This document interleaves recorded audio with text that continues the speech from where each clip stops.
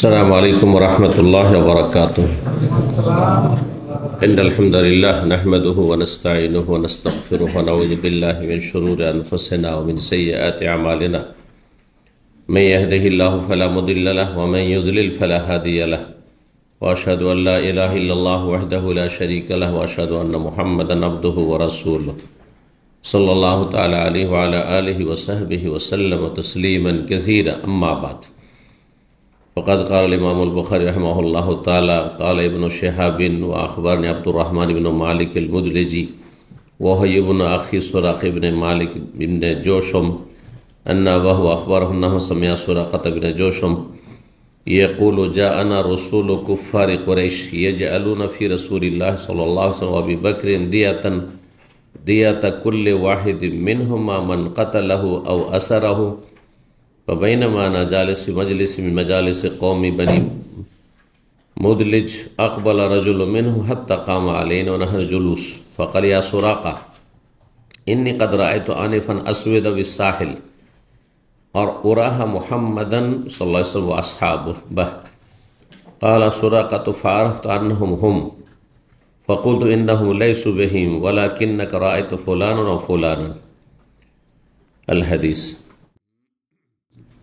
সম্মানিত ভাতৃমণ্ডলী, আল্লাহ রাব্বুল আলামিনের প্রশংসা এবং প্রিয় নবী সাল্লাল্লাহু আলাইহি সাল্লামের উপর সালাত ও সালামের পর আজ মঙ্গলবার 5ই শাবান 1446 হিজরি মোতাবেক 4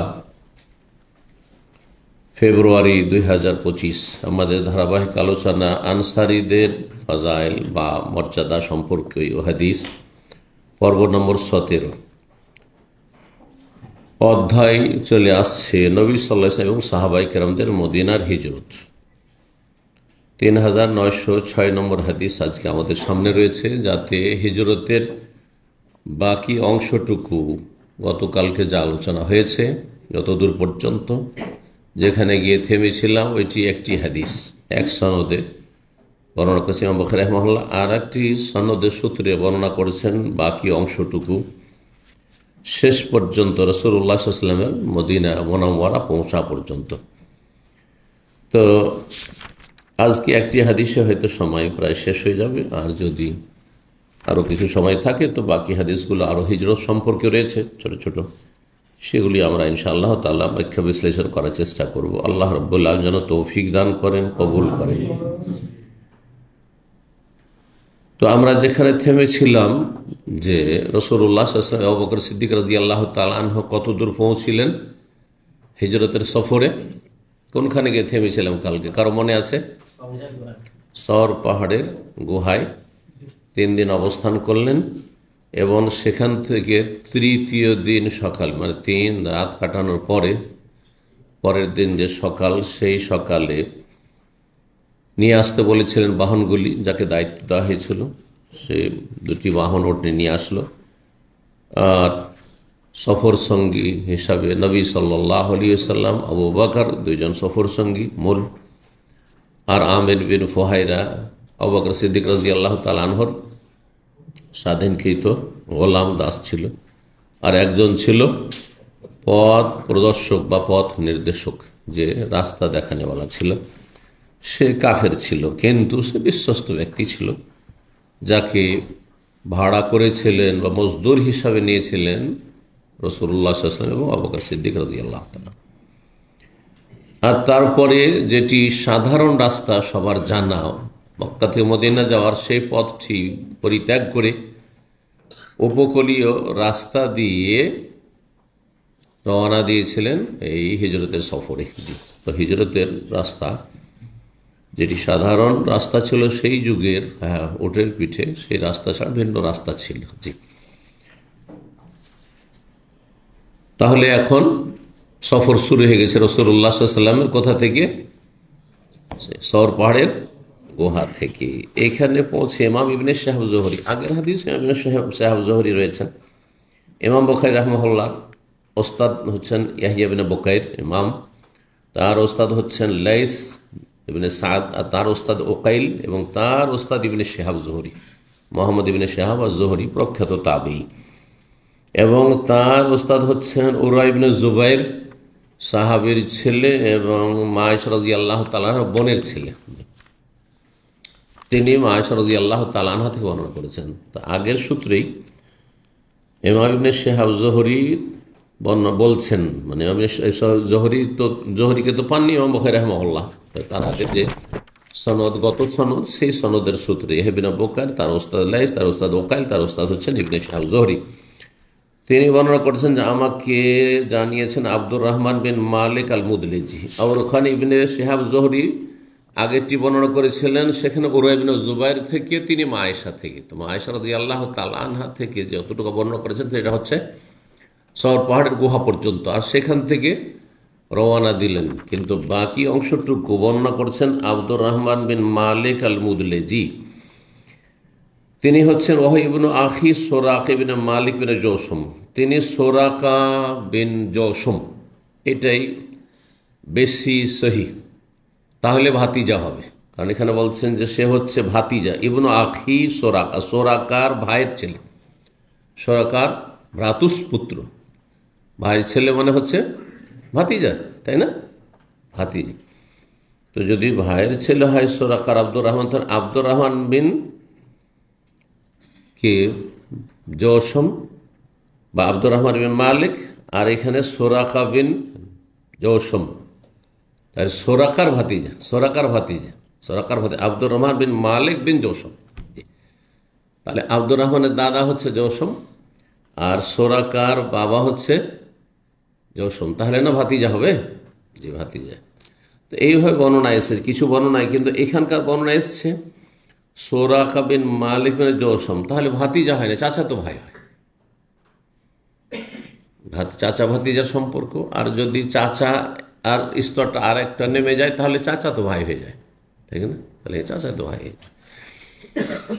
তো এক কথায় হাদিসের এই নামগুলিতে একটু বিভিন্ন বর্ণনা এসেছে, তার মধ্যে কোনটা একটা সহি আর একটি দুর্বল।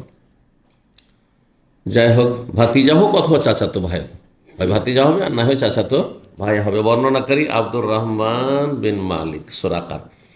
আর ঘটনা কার সাথে ঘটছে? এই সোরাকার সাথে। যখন ঘটনা ঘটে তখন সে কট্টর কাফের এবং রাসূলুল্লাহ সাল্লাল্লাহু আলাইহি ওয়াসাল্লাম আবু বকরকে হত্যা করার জন্য, ধরার জন্য ধাওয়া করে এসেছিল। পরে আল্লাহ তাকে হেদায়েত নসিব করেছেন, সে খাঁটি মুসলিম হয়েছিল। তো সোরাকা ইসলাম কবুলের পরে বর্ণনা করেছেন আন্নাহু সামিআ সোরাকা, তিনি তার চাচা সোরাকা বিন জৌসুম থেকে শুনেছেন, ইয়াকুলু, তিনি বলেন যে আনা রাসূলু কুফারে কুরাইশ। এই বংশটি মক্কার বাইরে ছিল, তাহলে উপকূলীয় এলাকা, ওই এলাকায় তাদের অঞ্চল ছিল, সেই তাদের জন্য সুবিধা। হ্যাঁ, যে সেই এলাকাতে দেখতে পেয়েছে রাসূলুল্লাহ সাল্লাল্লাহু আলাইহি ওয়াসাল্লাম আবু বকরকে। তো হচ্ছে আমাদের কাছে কুরাইশ কাফেরদের দূতেরা আসলো। রসুল, রাসূলের বহুবচন, রাসূল মানে আল্লাহর রাসূল, আল্লাহর দূত, আর মানুষের রাসূল হচ্ছে মানুষের দূত। আপনি কাউকে পাঠিয়ে দিলেন কাউকে ডাকার জন্য, কোনো সংবাদ দেওয়ার জন্য, সে হচ্ছে আপনার রাসূল, আপনার দূত। হ্যাঁ, তো দূতকে কি বলা হয়? রাসূল। রাসূল শব্দটি এসছে কি থেকে? রেসালা থেকে। রেসালা মানে কি? চিঠি, মেসেজ। আজকালের চিঠির যুগ চলে গেছে, এখন এসেছে মেসেজ, মানে মোবাইলের মেসেজের, সেই জন্য আর চিঠি বলছেন এটাকে। যেই কথাগুলি চিঠিতে লিখতেন সেই কথাগুলি এখন হোয়াটসঅ্যাপে লিখছেন, আপনি বিভিন্ন সোশ্যাল মিডিয়া লিখে পাঠাচ্ছেন, কিন্তু ওর নাম আর চিঠি নেই, কি হয়ে গেছে? মেসেজ হয়ে গেছে। মেসেজ মানে পয়গাম, মেসেজ মানে সংবাদ। জি। আর মেসেঞ্জার মানে সংবাদ বাহক, রাসূল।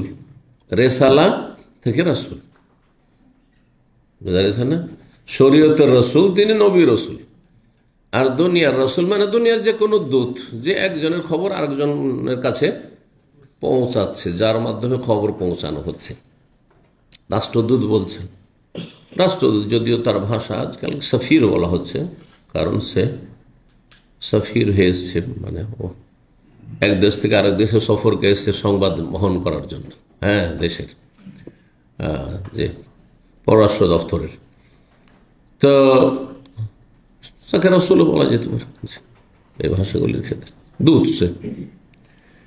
তো রাসূলের বহুবচন রাসূল, আরবি শব্দ। আল্লাহর রাসূল যখন বলবেন তখন ইসলামের রাসূল, হ্যাঁ, দ্বীনের রাসূল, আর দুনিয়ার রাসূল, দুনিয়ার দূত। তো বলছে কাফের কোরাইশদের দূতেরা আসলো, তার মানে কয়েকজন এসে খবর দিয়েছে। কি এসে সংবাদ দিল? ইয়াজআলুনা ফি রাসূলিল্লাহ ওয়া আবি বকরিন দিয়াতা কুল্লি ওয়াহিদ মিনহুম মান কাতালাহু, যে রাসূলুল্লাহ সাল্লাল্লাহু আলাইহি সাল্লামকে এবং আবু বকরকে যদি কেউ হত্যা করে দিতে পারে, মান কাতালাহু, যে হত্যা করবে, আও আসারাহু, অথবা জীবিত বন্দী করে এনে দিতে পারবে, জীবিত ধরে এনে দিক অথবা মৃত, যে কোনো অবস্থায় যদি ধরে দিতে পারে অথবা বন্দী করে ধরে দিতে পারে অথবা হত্যা করতে পারে, তাহলে এক একজনের দিয়াত দেওয়া হবে। আর দিয়াত মানে হচ্ছে 100টি উট। ইসলামে দিয়াতের বিধান এখন আছে। দিয়াত অর্থাৎ রক্তপণ। দিয়াত মানে রক্তপণ। কাউকে কেউ খুন করেছে অন্যায়ভাবে, তার রক্তের মূল্য হচ্ছে 100টি উট। তার রক্তের মূল্য হচ্ছে 100টি উট। এটা এই জন্য রক্তপণ বাংলায়। আর কাউকে মুক্ত করার জন্য বন্দী হয়েছে, মুক্ত করার জন্য দিতে হয়, সেটাকে ফিদিয়া বলা হয় আরবিতে। ফিদিয়া মানে মুক্তিপণ। ফিদিয়া মানে মুক্তিপণ। মুক্তিপণ আর রক্তপণ দুটো শব্দে যেন পার্থক্য আমাদের জানা থাকে। আরবিতে ফিদিয়া আর দিয়াত। ফিদিয়া মানে মুক্তিপণ আর দিয়াত মানে রক্তপণ।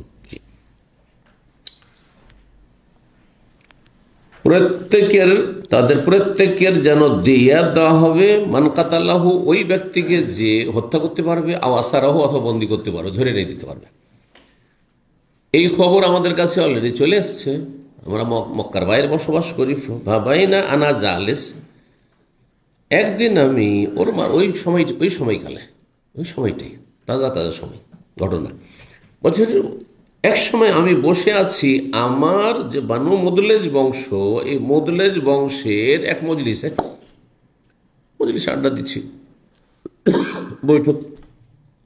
আকবালা রাজুল মিনহুম, তাদেরই একজন, মানে আমাদের বংশেরই কেউ একজন এসে বলছে, এসে হাত্তা কামা আলাইনা, আসলো, আসার পর আমাদের কাছে এসে দাঁড়ালো। আনাহান জলুস, আমরা সব বসেই ছিলাম মজলিসে।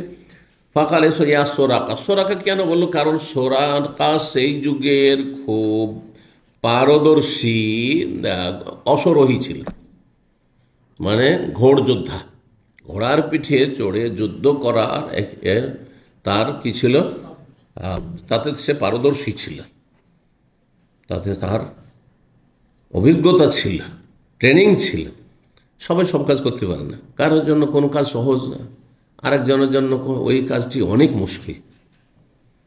অনেকে আছে গাড়ি কিনতে পারে না, কিন্তু গাড়ি চালাবার জন্য হাত শুধু সুরসুর করে, হাত পা সুরসুর করে, ছটপট করে, কখন সুযোগ।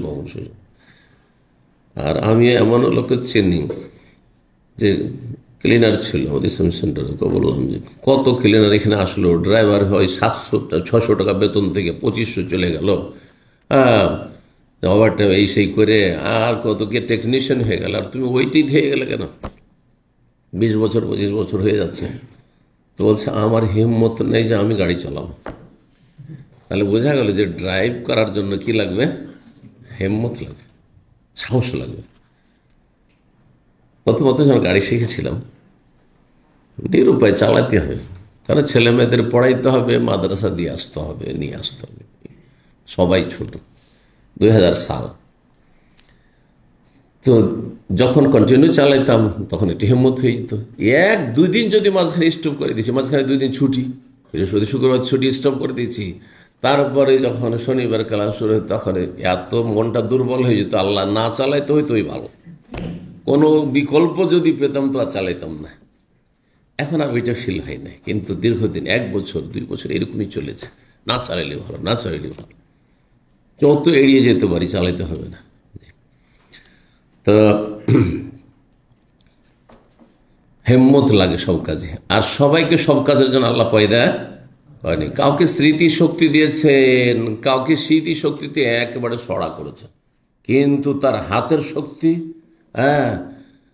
হাতের কাজ দ্বারা নেন, টেকনিক্যাল কাজ নেন, ও একবার দেখেই টেলার হয়ে যাবে, দেখে ঘড়ির মেকার হয়ে যাবে, দেখে ও গাড়ির মেকার হয়ে যাবে, বোঝা গেছে। আর এমনও মানুষ আছে একবার শুনলে মুখস্থ, কিন্তু হাতের কাজ একেবারে দুর্বল, ও যোগ্যতাই নেই। এই জন্য কেউ স্পেশালিস্ট ডাক্তার তো এমডি তো হইতে পারে, কিন্তু MS সার্জারিতে যেতে পারে না। বলছে না, আমার কাজ এটা না, আমি পারবো না। ডাক্তারদের জিজ্ঞাসা করবে, MBBS পাস করার পর তুমি সার্জন হবে না তুমি স্পেশালিস্ট হবে? না না, আমি সার্জন হইতে পারবো না, ওই কাজ আমার না। আবার কেউ বলছে না, আমি সার্জন হব, অস্ত্রোপচার করবো।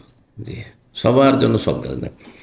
তো এই ব্যক্তি ঘোড়ায় চড়ে দ্রুত বেগে ছোটার ক্ষেত্রে খুব পারদর্শী ছিল সোরাকা, যুবক ছেলে। একে এসে বলছে, সোরাকা ইন্নি কাদর আয়তো আনেফান আসওয়েদা বিসাহিলে, এক্ষুনি আমি কিছু মানুষকে দেখলাম। আসওয়েদা সাওয়াদের বহু, সাওয়াদ মানে ব্যক্তি, যেমন আরবিতে শখস মানে ব্যক্তি হয়, উর্দুতে শব্দের ব্যবহার হয়, মানে এক শখস কো দেখা, শখস মানে ব্যক্তি, কিন্তু এটি উর্দু শব্দ না, আরবি শব্দ, শখসুন আশখাস। আর সওয়াদুন মানে একজন ব্যক্তি, আর আসওয়েদা সওয়াদুন আজিম, বিশাল এক সংখ্যক লোক। হাদিসে রয়েছে মুসা আলাইহিস সালামের কওমকে দেখলেন, আর নবী সাল্লাল্লাহু আলাইহি ওয়াসাল্লাম এইগুলো সম্পর্কে যে হাদিসটি রয়েছে। তো বেশ কিছু লোককে দেখলাম বিসাহেলে, উপকূল এলাকায়, মানে সাগরের কিনারা কিনারা রাস্তা দিয়ে যেন যাচ্ছে তারা। ওরা তাদেরকে দেখে মনে হলো যে মোহাম্মদ এবং আসহাবাহু, তার সাথী সঙ্গীরা রয়েছে। আমার ধারণা যে মোহাম্মদ এবং তার সফর সঙ্গীরা যাচ্ছে, আর তোমার জন্য এটা বেটার চান্স 100 উট ইনকাম করার জন্য। জি, যেমন তোমার কথা নয় 100টি উট একটা বেদুইন পাবে। হ্যাঁ, কয়জনের মানুষ খেতে পায় না সেই যুগে। মানুষের সেই যুগে খাবার ছিল কি, বকরি ছাগলের দুধ, আর না হলে বকরি ছাগলের গোস্ত, আর যদি ওর চাইতে একটু ভালো অবস্থা হয় তাহলে উটের মালিক হয়তো হয়েছে, নাহলে উটেরও মালিক নয় হয়তো। অনেকে আছে যে বকরিও নেয়, নিজের পরের বকরি দুধ খেয়ে কোনো পেলো তো খেলো, না হলে খেজুর আর পানি। এই ছিল সেই যুগের অবস্থা। মাসকে মাস চলে যায়, কখনো হয়তো গমের আটা বা জবের আটাই দেখেন না, আর রোজ চাউলের নামই তো ছিল না, আরব দেশে চাউলের নাম পর্যন্ত ছিল না। চাউল খাওয়া তো দূরের কথা, ভাত খাওয়া তো দূরের কথা। আর সেই ভাতই আজকাল আরবদেরও প্রধান খাদ্য হয়ে গেছে। কি যে ভাত সারা বিশ্বকে একবারে ছেয়ে গেল, ঠিক না? যাই হোক, কিন্তু মানুষ আবার ফিরে আসছে, এখন ভাতের উপর অনীহা শুরু হয়েছে মানুষের।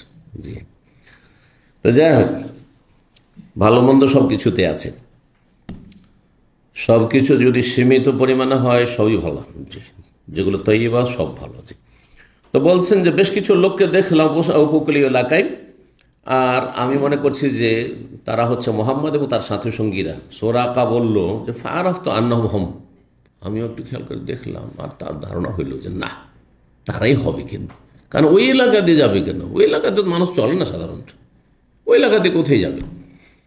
আমি ভেবে গেলাম যে হ্যাঁ তারাই।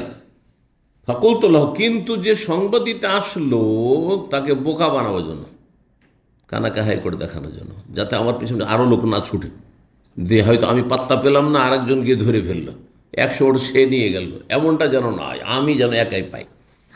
তাই বলছে, আমি বললাম তাকে ইন্নাহু লাইসু বিহিম, আরে এরা নয়, যারা যাচ্ছে না ওরা ওই সব লোক নয়, মানে মুহাম্মদ আর সাথী সঙ্গী নয় সাল্লাল্লাহু আলাইহি সাল্লাম।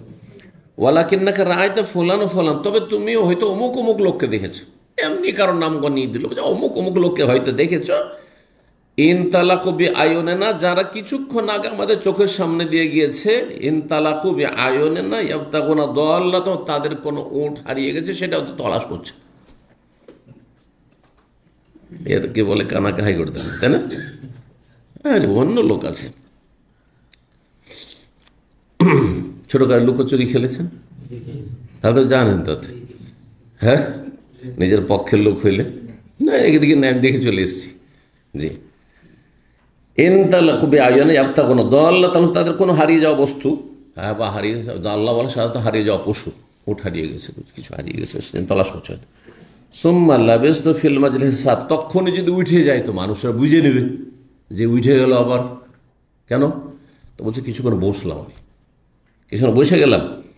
অল্প সময় সুম্মা কুমতু, তারপরে দাঁড়িয়ে গেলাম, ফাদাখালতু, বাড়িতে ঢুকলাম, আমার তো জারিয়াতি, তারপরে আমার এক দাসী ছিল, তাকে আমি নির্দেশ দিলাম, আন্তাখুরা যাবে ফারাসি, এখন ঘোড়া নিয়ে নিজেই যদি বেরোয় তাও টের পেয়ে যাবে আশেপাশের লোকেরা, মহল্লার লোকেরা।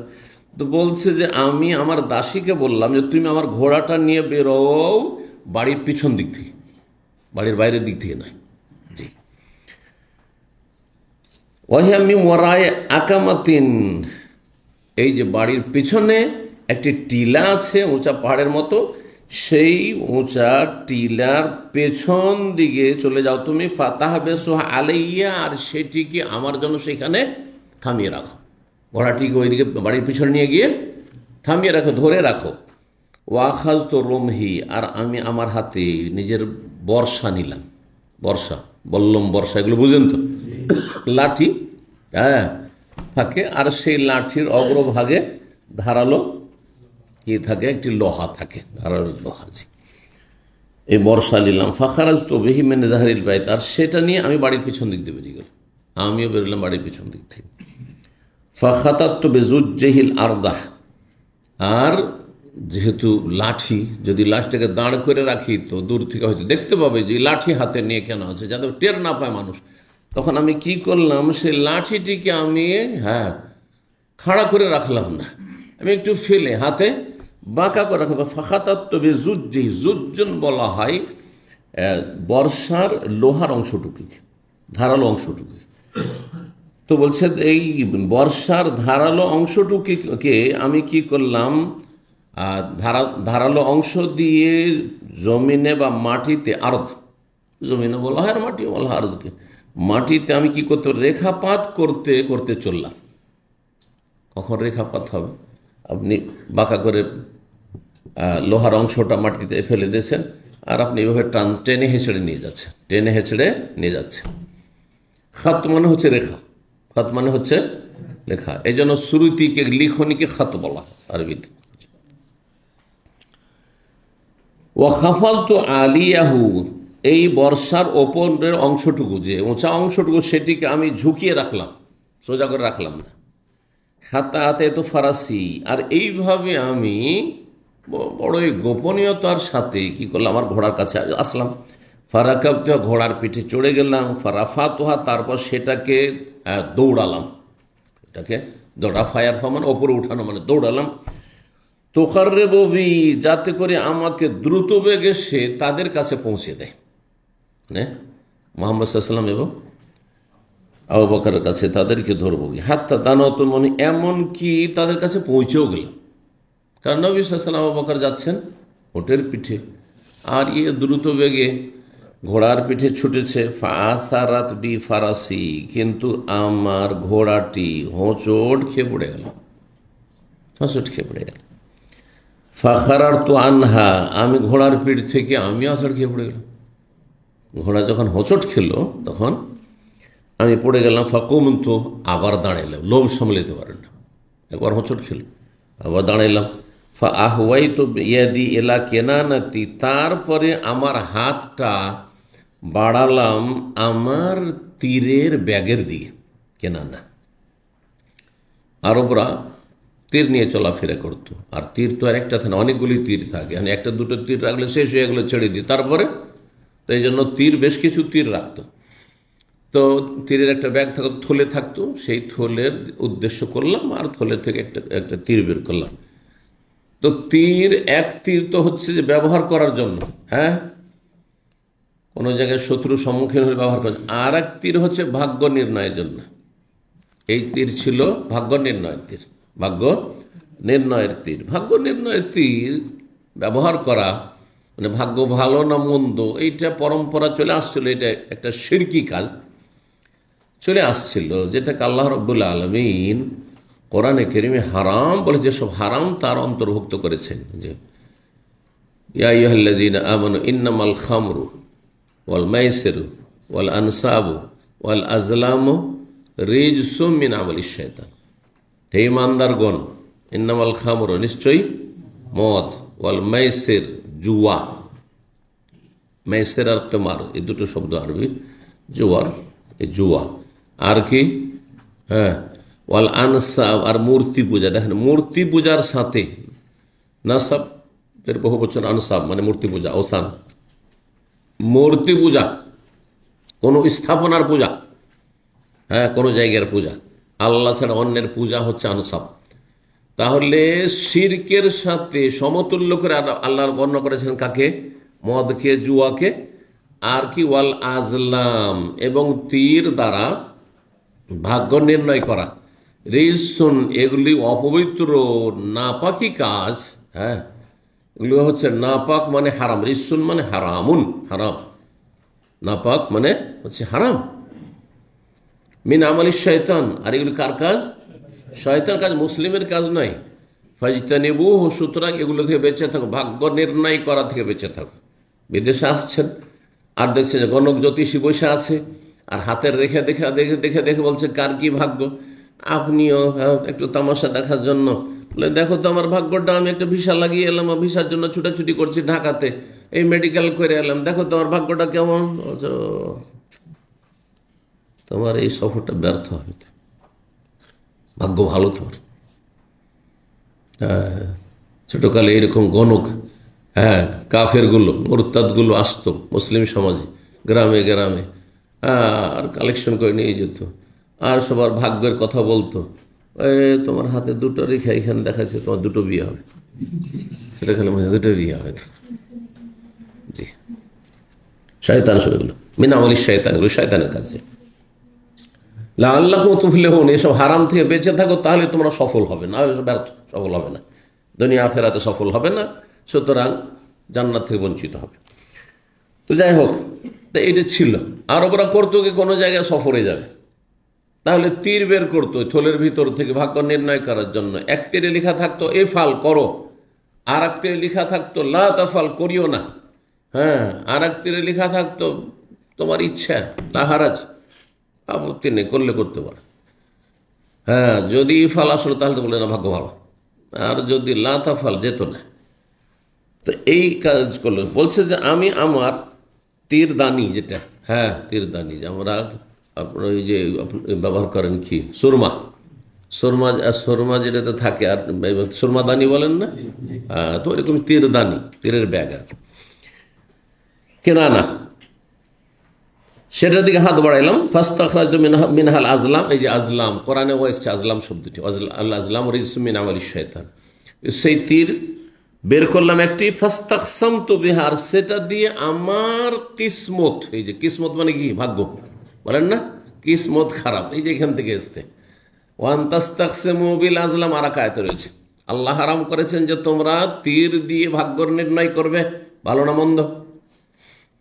এইরকমই শুভ অশুভ কোনো ব্যক্তি মানুষ অবস্থা দেখে চিন্তা করবে। সকালবেলা বেরিয়েছিলাম, আর এক সময় ছিল এরকম, আরে কি রে ডোমের সাথে দেখা হয়ে গেল, চামারের সাথে দেখা হলো, যাবো না। বেরিয়েছে মর্মান্তিক একটা দুর্ঘটনা, রাস্তায় যেতে, বাস স্ট্যান্ডে যেতে মর্মান্তিক দুর্ঘটনা, রোডে উঠতে, বলছে না আজকে যাবো না। হ্যাঁ, মেজাজটাই খারাপ হয়ে গেল, ভাগ্য খারাপ আছে, না জায়েজ নয়। বেরিয়ে গেছেন, আল্লাহর ভরসা করেন আপনার কাছে। জি, তো বলছেন যে ফাস্তাকসামতু বিহা, এই সোরাকা বলছেন যে আমি আমার ভাগ্য নির্ণয় করলাম, যে দেখি ভাগ্যটা কেমন হয়। আদুর রহুম আমলা, আমি কি যাদের ওপর আক্রমণ করতে যাচ্ছি বা যাদের পিছনে আমি ছুটেছি ধাওয়া করে, তাদের ক্ষতি করতে পারবো নাকি পারবো না, এদেরকে মারতে পারবো না, পারবো না। ফাখারাজ আল্লি আকরাহু, যেটা আমি অপছন্দ করি সেই তীরই বেরোইল, মানে তুমি এই কাজ করিও না, এতে তোমার কল্যাণ নেই, ওইটাই বেরোচ্ছে। কিন্তু আমি লোভ সামলাইতে পারলাম না, বলছে তীর বলছে যেও না। দেখছেন বাতিলপন্থী মুশরিকি আকীদায়, তারপরও যেহেতু সব কিছুর মালিক আল্লাহ, তীরে না করছে তাকে, কারণ রব্বুল আলামিন হ্যাঁ হইতে দেবেন না এই ঘটনা, এটা ঘটতে দেবেন না।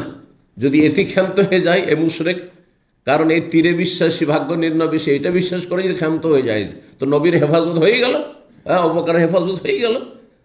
কিন্তু তা তো সে লোভ সামলাইতে পারলাম, বলছি ফারাকেও তো ফারাসি, কিন্তু আমি মানতে পারলাম না, আমি আবার আমার ঘোড়ায় চাপলাম। ওয়াসাইতুল আজলাম, আমার তীরের বিরুদ্ধাচরণ করলাম, তীর বলছে যেও না, হ্যাঁ, আর আমি বলছি যে না, যাব, আক্রমণ করব। তোকারে ববি, ঘোড়া যাতে করে আমাকে দ্রুত তাদের কাছাকাছি করে দেয়। হাত্তা ইযা সামি'তু কিরাআতা রাসূলিল্লাহ সাল্লাল্লাহু আলাইহি ওয়াসাল্লাম, রাসূলুল্লাহ সাল্লাল্লাহু আলাইহি ওয়াসাল্লাম কোরআন তেলাওয়াত করছেন আর ওটার পেটে চলতে আছে, কোনো দিকে তাকাচ্ছেন না।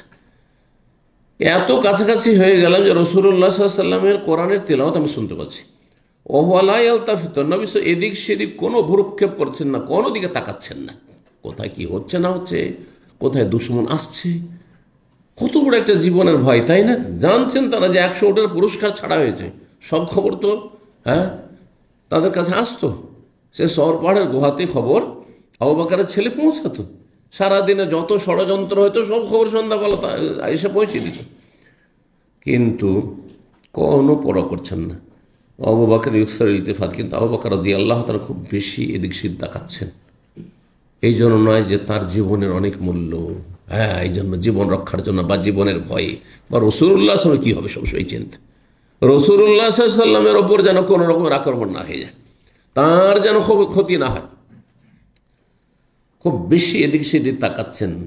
সাখাত ইয়াদা ফারাসি ফিল আরজি, সেই সময় মাটিতে আমার ঘোড়ার সামনের দুই পা, দুই হাত বলা হয়েছে, দুই হাত, ঘোড়ার তো হাত হয় না, আরবিতে ব্যবহার হয়, কিন্তু বাংলাতে তো বলছি ঘোড়ার দুই হাত, তো কি ভাববে মানুষ, কোন অনুবাদ করছে রে? এই জন্য সব জায়গায় শাব্দিক অনুবাদ করলে অনেকে পাগল মনে করবে যে কিছুই জানে না, তাই না? এক ভাষার অলঙ্কার আর এক ভাষায় অলঙ্কার নয়, আর এক ভাষায় মানান আর এক ভাষায় বেমানান, বুঝতে পারছেন না? জি, অনেক ভাষা আছে আপনাদের সুন্দর বাংলাতে, সেটি খুব সুন্দর, কিন্তু আঞ্চলিক ভাষাতে তার অর্থ খারাপ, সেজন্য সেটা ব্যবহার করেন না। আছে এরকম, আমি উদাহরণ দেব, আমিও জানি এরকম শব্দ। জি, বেশ কিছু শব্দ আছে যেগুলি এক ভাষা, শুদ্ধ ভাষায় একই ভাষা, আপনার বাংলা ভাষায় আমার বাংলা ভাষাতে, শুদ্ধ ভাষায় এক অর্থ আর আঞ্চলিক ভাষায় তার খারাপ অর্থ, সেটা ব্যবহার করলে মার খেতে হয় মানুষের কাছে, হয়তো খারাপ মনে করে মানুষ। আচ্ছা, এরকম শব্দ কিছু। তো এখানে তাহলে ঘোড়ার আমাদের হাত আর পা আছে মানুষের, তাই না? হাত সামনের দিকে থাকে না পা সামনের দিকে? যদি আপনি ঘোড়ার মতো হন, তাহলে হাত সামনে হবে না পা সামনে হবে? হাত সামনে হবে, ঠিক না? তো এখানে রয়েছে যে আমার ঘোড়ার দুই হাত মানে সামনের দুই পা, এই জন্য আগে অনুবাদ করেছি কি, ঘোড়ার সামনের দুই পা মাটিতে কি হয়ে গেল, গেড়ে গেল। আগের বার তো হোঁচট খেয়েছিল, ঘোড়া হোঁচট খেয়েছিল, আল্লাহ হালকা ধাক্কা দিয়েছেন যে এই ধাক্কাতে তুই ফিরে যাবি, ফিরে যা, তোর এতেই কল্যাণ আছে, কিন্তু ফিরল না।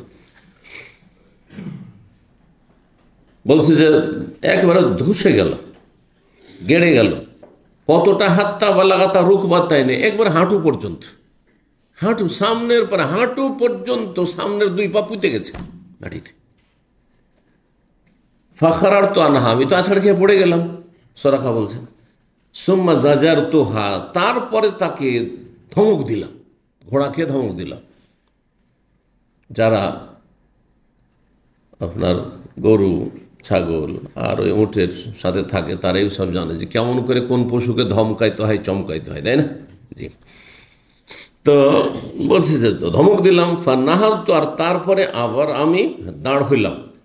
ফালাম তাকা তুখরে জুইয়াদাইহা, কিন্তু আমার ঘোড়া তার সামনের দুই পা মাটিতে এমনভাবে গেড়ে গেছে উঠাইতে পারে না, উঠতে পারে না, তারপরে লোভ সামলাতে পারে। ফালাম্মাস্তাওয়াত কায়মাতান, কোনরকম করে যখন ঘোড়াটি দাঁড়ালো, পা উঠিয়ে নিল, সামনের দুই পা যে পুঁতে গেছিল হাঁটু পর্যন্ত উঠিয়ে নিল বড়ই কষ্ট করে, আর তারপর সোজা হয়ে দাঁড়ালো। এজালে আসারে ইয়াদাই হা, সামনের দুই পা যেই জায়গায় গেড়েছিল সেই জায়গায় ওসানুন সাতুন ফিস সামাই মিসলু দোখান, সেখান থেকে এমন ধুলি উড়ছে আকাশের দিকে, যেন সেটা ধুলি না, সে মিসলু দোখান, ধোঁয়ার মতো ধোঁয়া বেরোচ্ছে, যেমন নিচে আগুন থাকলে আর সেখান থেকে আগুন থেকে ধোঁয়া উড়েছে, এইরকম।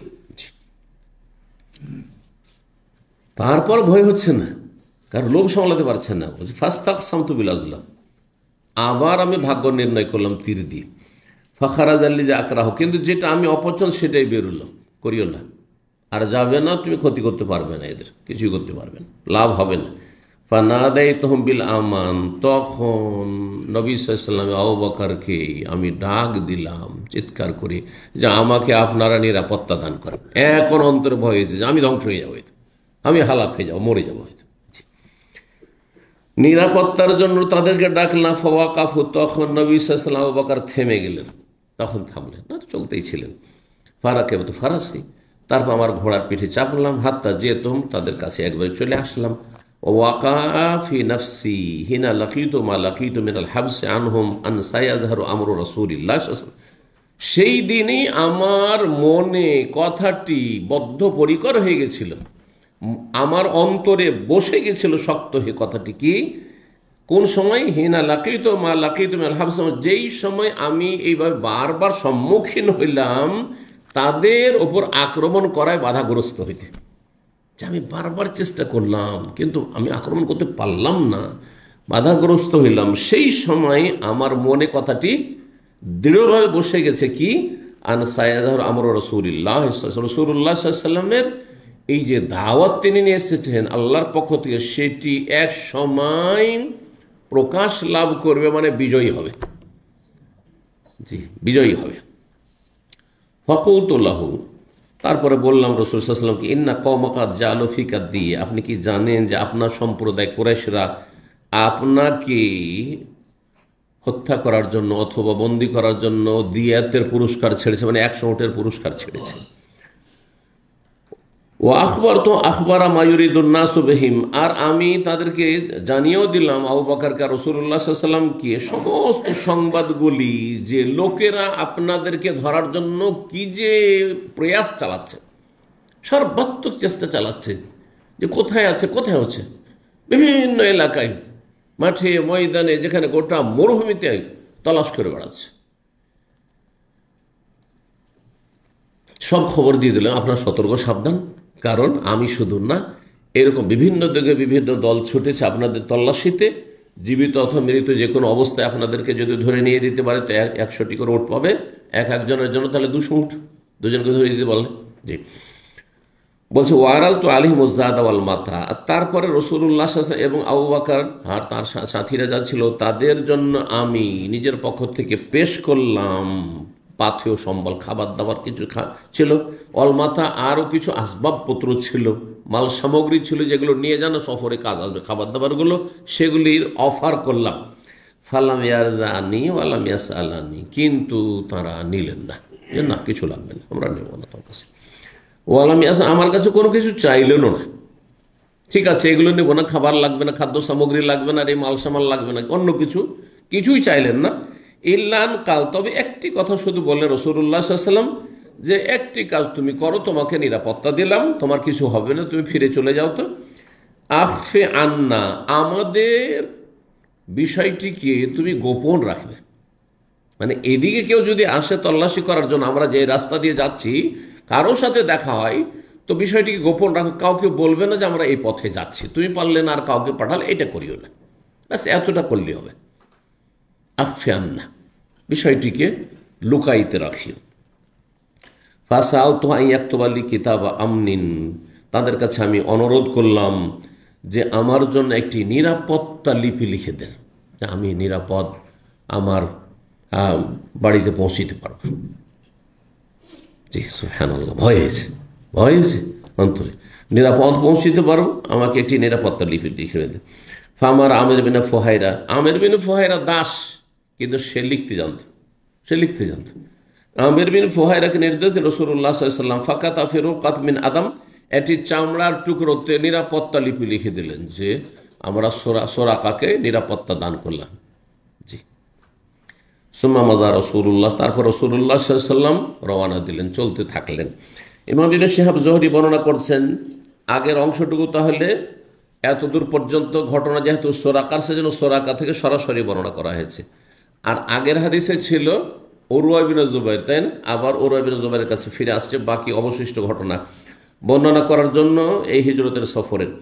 বলছেন যে ইমাম ইবনে শিহাব জোহরি ও ইবনে জুবাইর রাদিয়াল্লাহু তাআলা আনহু আমাকে জানিয়েছেন, বা রাদিয়াল্লাহু তাআলা আনহু জানিয়েছেন যে আন্না রাসূলুল্লাহ সাল্লাল্লাহু আলাইহি ওয়া সাল্লাম লাকিয়া জুবাইর ফি রাকবিন মিনাল মুসলিমিন কানু তুজ্জারান কাফিলিনা মিনাশ শাম। রাসূলুল্লাহ সাল্লাল্লাহু আলাইহি ওয়াসাল্লাম এই হিজরতের সফরে যাচ্ছিলেন। সেই সময় জুবাইর বিন আওয়াম রাদিয়াল্লাহু তাআলা আনহুর সাথে সাক্ষাৎ হয়ে গেল।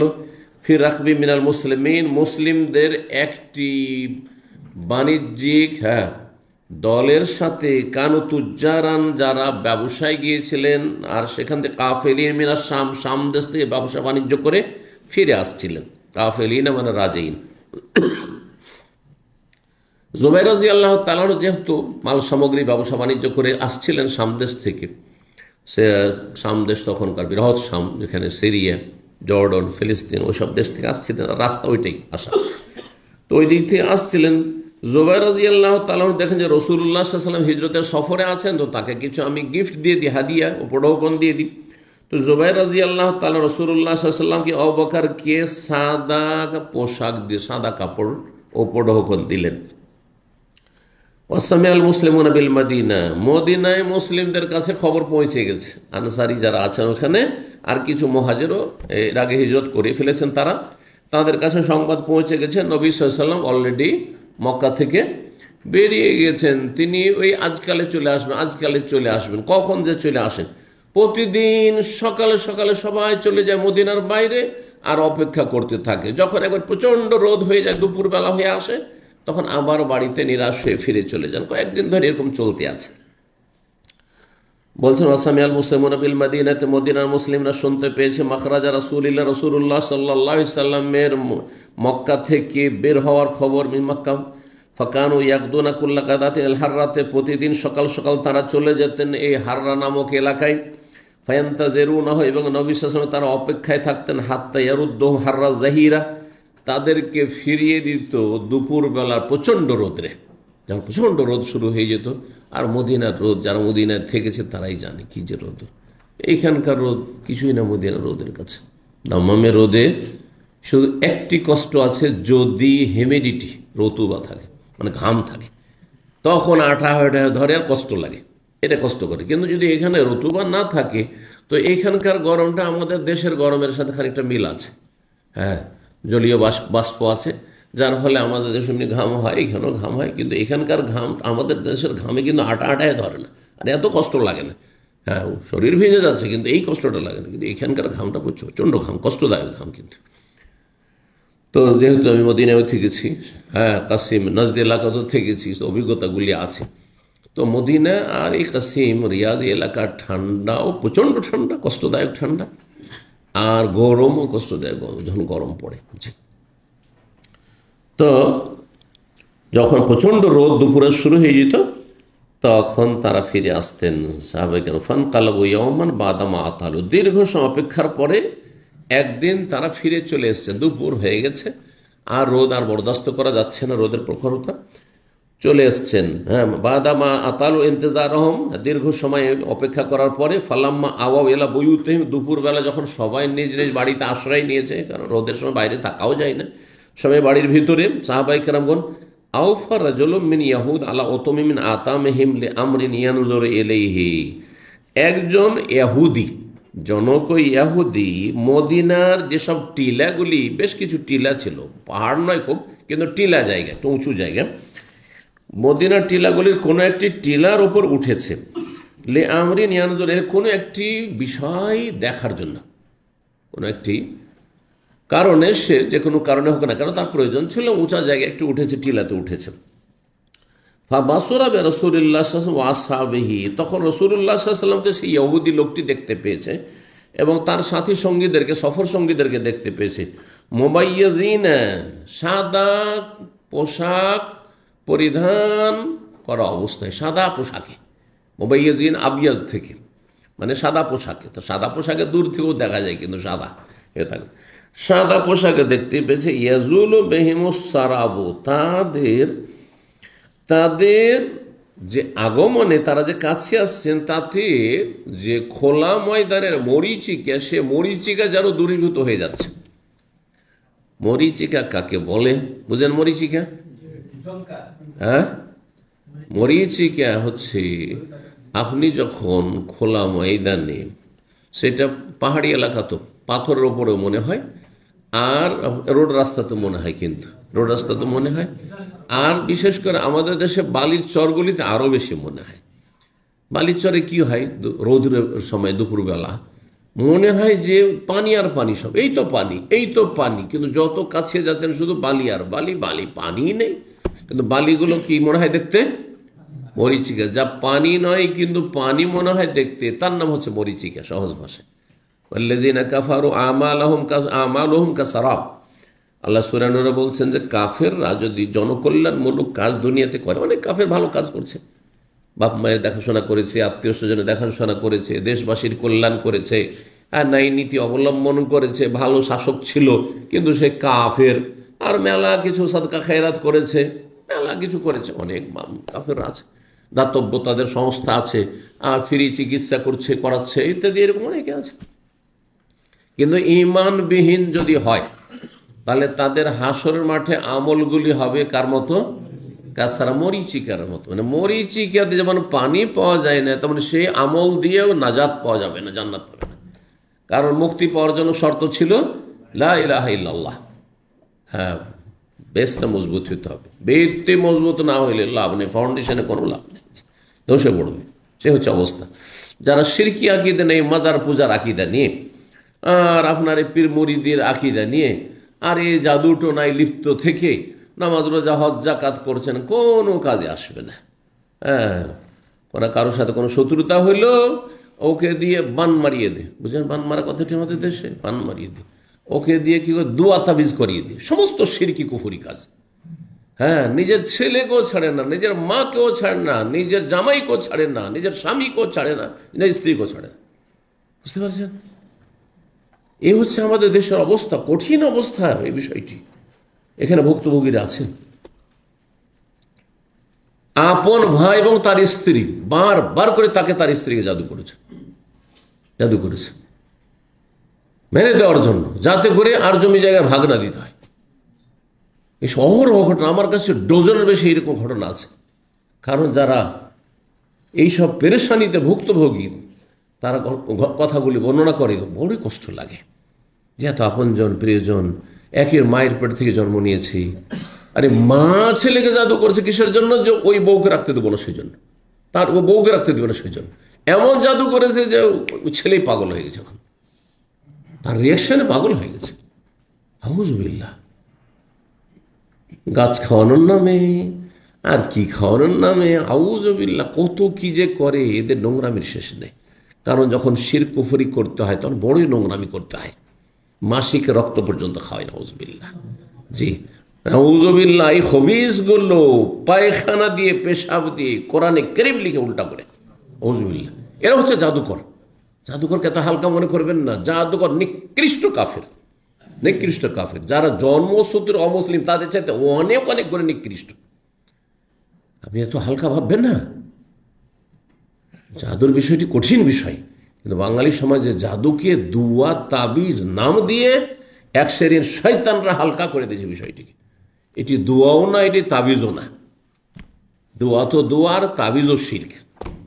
যদিও তাবিজ সবসময় বড় শিরক নয়, কিন্তু সেহের, জাদু টোনা, বানমারা, হ্যাঁ, এগুলো বড়, সবসময় বড় শিরক, সবসময় বড় শিরক। ভালো করে শুনে রাখেন। এর সাথে ঈমান কখনো একত্রিত হইতে পারে না, যেমন পানির সাথে আগুনের সাথে পানি একত্রিত হইতে পারে না। আল্লাহ এদের অনিষ্ট থেকে রক্ষা করুন। মুসলিম সমাজ থেকে জাদু এবং জাদুকরদেরকে আল্লাহ নির্মূল করুন, নিশ্চিহ্ন করুন। এদের পরিণাম খুবই খারাপ হয়। জাদুকররা দুনিয়াতে খুব খারাপ অবস্থায় ধ্বংস হয়, কঠিন কষ্ট পেয়ে ধ্বংস হয়। কারণ এরা যে জিন শয়তানগুলোকে ব্যবহার করে, এরা এদেরকে আযাব দিতে থাকে, আযাব দিতে থাকে। কোনো ভালো অবস্থায় কোনো জাদুকর মারা যায় না, ধ্বংস হয়নি দুনিয়াতে। এটা তো দুনিয়ার তাদের কুপরিণতি, আর আখিরাতে তো কঠিন শাস্তি আছে এদের জন্য। অভিশপ্ত মালাউন এরা। জি, এরা হচ্ছে সত্যিকার মালাউন। জি, আল্লাহ লানত, রাসূলের লানত, মুমিনদের লানত এদের উপর রয়েছে। আল্লাহ এদের অনিষ্ট থেকে রক্ষা করেন। তো কি বলছিলাম? মরিচিকার কথা বলতে গিয়ে এতদূর গেলাম। তো মরিচিকা ধুধু করছে প্রচণ্ড রোদের সময়, প্রখর রোদের সময়, আর মনে হচ্ছে পানি পানি, কিন্তু যখন মানুষ আসছে ওই অবস্থায় রোদ্রের সময়, তখন মনে হচ্ছে মরিচিকাগুলো সরে যাচ্ছে, মরিচিকা সরে যাচ্ছে, আর মানুষকে দেখতে পাচ্ছি। হ্যাঁ, মানুষকে দেখতে পাচ্ছি। ধীরে ধীরে তারা এগিয়ে আসছে। ফালাম ইয়ামলিকুল ইয়াহুদি, ইহুদি দেখার পরে সে নিজেকে আর সামলাতে পারেনি। আনকালাবি আলা সৌতেহি, সে উচ্চ স্বরে চিৎকার করে বলল, ইয়া মাশারাল আরব, প্রতিবেশী আশেপাশে মুসলিমরা বসবাস করছেন, আওস খাজরাজ আনসারীরা, হে আরব জাতির, হাযা জাদ্দুকুমুল্লাযী তানতাজিরুন, এই হচ্ছে তোমাদের সৌভাগ্যবান ব্যক্তি। এটি একটি অর্থ জাদ্দুকুমের। আর একটি অর্থ হচ্ছে ইনি হচ্ছেন তোমাদের রাষ্ট্রনায়ক, প্রধান, হ্যাঁ, তোমাদের রাষ্ট্রনায়ক। দুটো অর্থ করলাম, দুটো শাব্দিক অর্থ না, এগুলো ভাব অর্থ। এই অর্থগুলিতে আরবরা জাদ্দুন শব্দটিকে ব্যবহার করে, কিন্তু জাদ্দুনের অর্থ কি? জাদ্দুন মানে দাদা, জাদ্দুন মানে দাদা অথবা নানা। দাদাকেও জাদ বলে আরবিতে, আর নানাকেও। হ্যাঁ, এটা ঠিক ওই রকমই যেমন বাংলাদেশের অধিকাংশ এলাকায় ছেলের ছেলেকে মেয়েদেরকেও নাতি বলছে, আর মেয়ের ছেলে মেয়েকেও কি বলছে?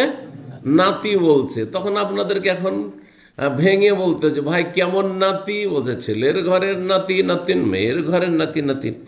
কিন্তু আমাদের মতো যদি কদিন পোতা পতিন আর নাতি নাতিন, তো ঝামেলা শেষ। আরবিতে ওইটাই সমস্যা আছে, যে জাদ্দুন মানে দাদাও হইতে পারে, জাদ্দুন মানে না না। হাসান হোসেনের জাদ হচ্ছেন রাসূলুল্লাহ সাল্লাল্লাহু আলাইহি ওয়াসাল্লাম, জাদ্দুন মানে এখানে না না। আর হাসান হোসেনের জাদ্দুন দাদা হচ্ছে কে?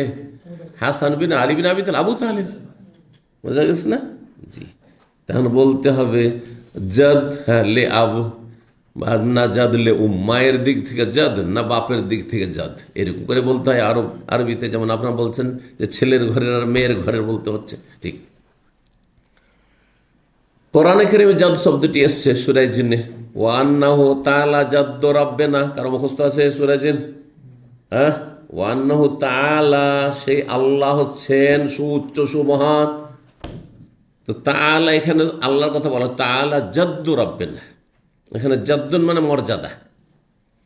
আর যিনি রাষ্ট্রনায়ক হন, প্রধান হন, তিনি মর্যাদাবান হন। যিনি ভাগ্যবান হন, হ্যাঁ, তিনি মর্যাদাবান হন। তাইলে সবগুলি অর্থ এক অপরের সাথে কিন্তু জড়িত, হ্যাঁ, মিল আছে এই অর্থগুলিতে। তো হাযা জাদ্দুকুম, এই তোমাদের সৌভাগ্যবান ব্যক্তি আসছেন, আল্লাযী তানতাজিরু, যার তোমরা প্রতীক্ষায় ছিলে, অপেক্ষায় ছিলে। ফাসারাল মুসলিমুনা ইলা সিলাহি, তখন মুসলিমরা নিজ নিজ অস্ত্রের দিকে ঝাঁপিয়ে পড়েছে, কারণ তারা খালি হাতে কোথাও বেরোতো না। আরব দেশে নিরাপত্তার অভাব, গোত্রীয় শাসন, যে কোনো জায়গায় বেরোলে হাতে একটা অস্ত্র নিয়ে বেরোতে হবে। জি। তো বলছেন সবাই লাফিয়ে পড়েছে কিসের জন্য? হ্যাঁ, অস্ত্র হাতে নেওয়ার জন্য। ফাতালাক্কা রাসূলুল্লাহ, রাসূলুল্লাহর সাথে তারা গিয়ে সাক্ষাৎ করলেন বেজাহারিল হাররাতে, সেই পাথর, কুচি পাথর বিশিষ্ট এলাকায়, হাররা নামক এলাকায়। ফাআদালা বিহিম, হাররা গারবিয়া, পশ্চিম দিকে, তার মানে বাবু সালামের দিক থেকে যে দিকটা চলে গেল, সেই দিক থেকে রাসূলুল্লাহ সাল্লাল্লাহু আলাইহি ওয়াসাল্লাম তাহলে আসছিলেন। তো দূরে এখনো আছেন, কারণ এখনো কোবা পৌঁছেননি, কোবারও বাইরে আছেন তিনি। জি। তো এত দূরে রাসূলুল্লাহ সাল্লাল্লাহু আলাইহি ওয়াসাল্লাম আছেন, তারপরে কোবা পৌঁছবেন। আমরা এখন কোবার দিকে পৌঁছব, যেন কোবা পৌঁছলেন। ফাআদালা বিহিম যাত আলিমিন, তারপরে তাদেরকে নিয়ে সাহাবায়ে কেরামগণ ডান দিকে চলে গেলেন, হাত্তা নাজালা ফি বানি আমর ইবনে আওফ, আর তাদেরকে নিয়ে গিয়ে অবতরণ করলেন কোথায়? আমর ইবনে আওফ গোত্রের এলাকায়। আমর ইবনে আওফ গোত্র কোথায় বসবাস করত? এই মসজিদে কোবা যেখানে এখন, এই মহল্লাতে, এই এলাকায় বসবাস করত। এইটা ছিল আমর ইবনে আওফের এলাকা। জি, মসজিদে কোবা। দিনটি ছিল আযালাকা ইয়াউমুল ইসনাইন, এটি ছিল সোমবারের দিন, যেদিন মদিনায় নবী সাল্লাল্লাহু আলাইহি ওয়াসাল্লাম মুবারক কদম রাখলেন, পদার্পণ করলেন, সেদিন ছিল সোমবার। মিন শাহর রবিউল আউয়াল, মাসের সোমবারের দিন। ফাকাম আবু বকর লিন্নাস, তারপর আবু বকর সিদ্দিক রাদিয়াল্লাহু তাআলা আনহু জনগণের সামনে দাঁড়ালেন। ওয়া জালাসা রাসূলুল্লাহ সাল্লাল্লাহু আলাইহি ওয়াসাল্লাম, বসে থাকলেন, সামিতান, নীরব হয়ে। রাসূলুল্লাহ বিশ্রামের জন্য বসে থাকলেন, আর আবু বকর সিদ্দিক দাঁড়িয়ে। সব কথা তো বলতে চাইবে সবাই, তো একজনকে তো কথা বলতে হবে। তো আবু বকর ভাবলেন যে নবী সাল্লাল্লাহু আলাইহি ওয়াসাল্লাম ক্লান্ত হয়ে এসেছেন সফরে, দীর্ঘ সফর করে, তো তিনি একটু আরাম বিশ্রাম করুক, আর আমি কথা বলি, মানুষ কি জিজ্ঞাসা করছে কথোপকথন করি। ফাতাফিকা মান জামিআল আনসার, আনসারীদের ওই সব লোকেরা, মিম্মান লাম ইয়ারা রাসূলুল্লাহ, যারা এখন পর্যন্ত রাসূলুল্লাহ সাল্লাল্লাহু আলাইহি ওয়াসাল্লাম স্বচক্ষে দেখেনি, তারা ভাবছে যে যিনি কথা বলছে তিনি মনে হয় নবী। তাই ইউহাইয়া আবু বকরকে এসে তারা তাহিয়া পেশ করছেন, মানে সালাম অভিবাদন করছেন, সালাম পেশ করছেন। হাত্তা আসাবাতিশ শামসু রাসূলুল্লাহ সাল্লাল্লাহু আলাইহি ওয়াসাল্লাম, এমনকি রাসূলুল্লাহ সাল্লাল্লাহু, এমন একটা সময় হলো যে রাসূলুল্লাহ সাল্লাল্লাহু আলাইহি ওয়াসাল্লামের মোবারক শরীরে রৌদ্র পড়তে শুরু হয়েছে, রৌদ্র পড়তে শুরু হয়েছে। তাহলে এমন একটা জায়গাতে অবস্থান করে যেখানে একটু ছায়া ছিল। আর ছায়া তো স্থির থাকে না, দিনের বা ছায়া কি স্থির থাকে? সরতেই থাকে, সব সরতে থাকে। তো সরতে সরতে গিয়ে রাসূলুল্লাহ যেখানে বসেছিলেন সেই জায়গায় কি পড়েছে? রোদ পড়েছে। যখন রোদ পড়ে গেছে, আকবাল আবু বকর, তখন আবু বকর এগিয়ে আসে, হাত্তা জাল্লাল আলাইহি বিরিদাহি, নিজ চাদর দিয়ে রাসূলুল্লাহ সাল্লাল্লাহু আলাইহি ওয়াসাল্লামকে ছায়া করতে শুরু করলেন, ছায়া করতে শুরু করেছে। আবু বকর সিদ্দিক রাদিয়াল্লাহু তাআলা ছায়া করতে শুরু করেছেন ছাতার মতো করে চাদর দিয়ে। ফারাফান্নাস রাসূলুল্লাহ, তখন রাসূলুল্লাহ সাল্লাল্লাহু চিনতে পেরেছে, না রাসূলুল্লাহ সাল্লাল্লাহু আলাইহি ওয়াসাল্লামকে লোকেরা চিনতে পেরেছে। ওই সময় তখন চিনতে পেরেছে ওইসব লোকেরা যারা সরাসরি দেখেনি ইতিপূর্বে রাসূলুল্লাহ সাল্লাল্লাহু আলাইহি ওয়াসাল্লামকে, কিন্তু যারা দেখেছে তারা চিনতে পেরেছে। ফালাবিসা রাসূলুল্লাহ সাল্লাল্লাহু আলাইহি ওয়াসাল্লাম ফি বানি আমর ইবনে আওফ বিযা আশরাত লাইলা, রাসূলুল্লাহ সাল্লাল্লাহু আলাইহি ওয়াসাল্লাম এই আমর ইবনে আওফ গোত্রের মহল্লাতেই 10 দিনের বেশি সময় সেখানে অতিবাহিত করলেন। সেখানে 10 দিনের বেশি সময়, বিজা বলা হয় 3 থেকে নিয়ে 19 পর্যন্ত, 14-15 দিন, প্রায় 2 সপ্তাহের মতো কাছাকাছি। তো সোমবার ছিল, তাই না? সোমবার ছিল, তো সোমবার থেকে সোমবার কি হয়? 8 দিন হয়। আর তার সাথে আরো লাগান মঙ্গল, বুধ, বৃহস্পতি, জুমা, 4 দিন, কত হয়? 11-12 প্রায় হয়ে যায়। তো যাই হোক, তো তারপরে রাসূলুল্লাহ সেখান থেকে বেরোলেন, উসসিসাল মসজিদ, আর সেখানে নবী সাল্লাল্লাহু আলাইহি ওয়াসাল্লামের প্রথম কাজ হলো যে সালাত পড়তে হবে, সুতরাং মসজিদ নির্মাণ করতে হবে। এই জন্য যেই কোনো জায়গায় নতুন মহল্লা তৈরি করতে, নতুন কমপ্লেক্স তৈরি করতে আজকাল অনেকেই করছেন, কিন্তু তাই না, যে আমরা এখানে সহি আকীদা মানহাজের ভাইয়েরা আমরা এখানে বসবাস করে এখানে আমরা একটা কমপ্লেক্স তৈরি করবো, বিল্ডিং তৈরি করবো, টাওয়ার তৈরি করবো, মুখ করবো, তাহলে আগে চিন্তা করতে হবে আমাদের মসজিদ, মসজিদ তৈরি করে চিন্তা করতে হবে মুসলমানকে। রাসূলুল্লাহ মসজিদ নির্মাণ করলেন, আল্লাযী উসসিসা আলা তাকওয়া, যেই মসজিদ আল্লাহ ভীতির ওপর স্থাপিত হয়েছে, যে মসজিদের ভিত্তি স্থাপন করা হয়েছে তাকওয়ার ওপর। দেখেন, অন্তরে যদি আল্লাহর ভয় থাকে, আল্লাহর ভয় নিয়ে ইখলাসের সাথে, নিষ্ঠার সাথে আল্লাহ সন্তুষ্টির জন্য যদি কোনো কাজ করেন, সেটা কিন্তু দীর্ঘায়িত হয়, সেটা টিকসই হয়, লাস্টিং করে। আর যদি দুনিয়ার স্বার্থ থাকে তাতে বরকত হয় না। এটা এই জন্য বলছি যে আপনারা অনেকে গিয়ে দেশে মসজিদ তৈরি করবেন, মাদ্রাসা করবেন, তো হেফজুখানা করব, আমার এখানে কোনো সহি আকীদার শিক্ষার ব্যবস্থা নেই, সুতরাং একটি এতিমখানা তৈরি করব, তো একটা মসজিদ মাদ্রাসা তৈরি করব। কি উদ্দেশ্যে করেছেন এটা দেখার বিষয়। উদ্দেশ্য থাকে যে আমাকে যদি নেতৃত্ব দেয় তাহলে কাজ করব, না হলে নেই। অথবা চলে এসেছি বিদেশ থেকে, এখন ইনকাম সোর্স তো নেই, তো এই মাদ্রাসার ওসিলাতে যদি আমার রুজি রুটি চলতে থাকে, এটা একটা ওসিলা হয়। আগে আমি আমার বেতন ঠিক রাখবো, তারপরে মাদ্রাসা চালাবো, আমার পেট চালানো হবে, মাদ্রাসা চালানো হবে, তাহলে ইখলাস নেই। তাকওয়ার ভিত্তিতে আমার মাদ্রাসা স্থাপন হয়নি, দুনিয়াদারির ভিত্তিতে। আর যদি আল্লাহর সন্তুষ্টির জন্য, না আমি সহি আকীদা শিখেছি, না হলে আমিও জাহান্নামের পথে, শিরকের পথে, বেদাতের পথে ছিলাম, আল্লাহ আমাকে শিরক বেদাত থেকে উদ্ধার করেছেন, সুতরাং এলাকাবাসীকে শিরক বেদাতে উদ্ধার করব। তাদের কচি বুড়োগুলোকে না পারবো, হাড্ডি বুড়ো হয়ে গেছে, শক্ত হয়ে গেছে, কিন্তু এই কচি কাঁচাগুলিকে হেদায়েতের পথে নিয়ে আসবো। সেই জন্য চলো একটি হেফজখানা, একটি মাদ্রাসা করছি আল্লাহ সন্তুষ্টির জন্য, এবং আখিরাতের সম্বল হবে। আর আল্লাহ রাব্বুল আলামিন এর মাধ্যমে ইসলামের প্রচার প্রসারের মাধ্যমে হবে।